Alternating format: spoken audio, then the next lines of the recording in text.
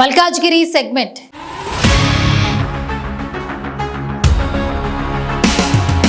అతి పెద్ద మల్కాజ్గిరి సెగ్మెంట్ లో లోక్సభ ఎన్నికలు జరగడమే ఆలస్యం.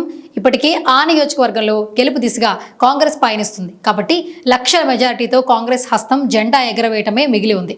మల్కాజ్గిరి నుంచి సునీతమ్మకు లక్ష మెజారిటీ ఇస్తారా?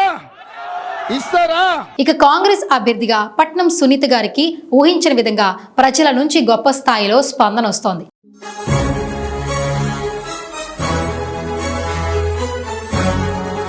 ఆమె కూడా అలు పెరగకుండా ఎండను సైతం లెక్క చేయకుండా నియోజకవర్గం మొత్తం జోరుగా ప్రచారం చేస్తున్నారు. ఈ సందర్భంగా ఇటీవల పట్నం సునీతారెడ్డికి మద్దతుగా సీఎం రేవంత్ రెడ్డి మల్కాజ్గిరి నియోజకవర్గంలో భారీ జన సమూహంలో ప్రచారం నిర్వహించారు.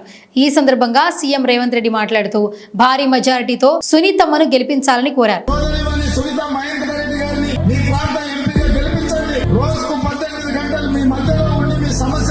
కంటోన్మెంట్ నుంచి 25,000 మెజారిటీ ఇవ్వాలని ఖచ్చితంగా ప్రజలు కాంగ్రెస్ కి పట్టం కడతారని, ఆ నమ్మకం తనకుందని, మరోవైపు బీఆర్ఎస్ పార్టీ పాతాళంలోకి పోతుందని, కేసీఆర్ పార్టీని మూసేసుకోవాలని, ఇంకోవైపు కేంద్రంలో బీజేపీ మోదీని నమ్మే పరిస్థితే లేదని, 10 సంవత్సరాల కాలంలో బీజేపీ పార్టీ తెలంగాణకు గాడిద గుడ్డిచ్చిందని తీవ్ర స్థాయిలో విరుచుకుపడుతున్నారు. కాబట్టి వీర మహిళ అయిన సునీతారెడ్డి ఉమ్మడి రంగారెడ్డి జిల్లాలో 3 సార్లు జడ్పీ చైర్మన్ గా గొప్ప స్థాయిలో పనిచేసిన అనుభవం ఉందని, ఆమె గెలిస్తే ఈ ప్రాంతం బాగుపడుతుందని, అభివృద్ధి చెందుతుందని, అభివృద్ధి చెందేటట్టుగా సీఎంగా బాధ్యత నేను తీసుకుంటానని పిలుపునిచ్చారు రేవంత్. ఈ క్రమంలో మాజీ ఎమ్మెల్యే మైనంపల్లి హనుమంతరావు ఇంటి నుంచి 250 వాహనాలతో ర్యాలీ తీశారు.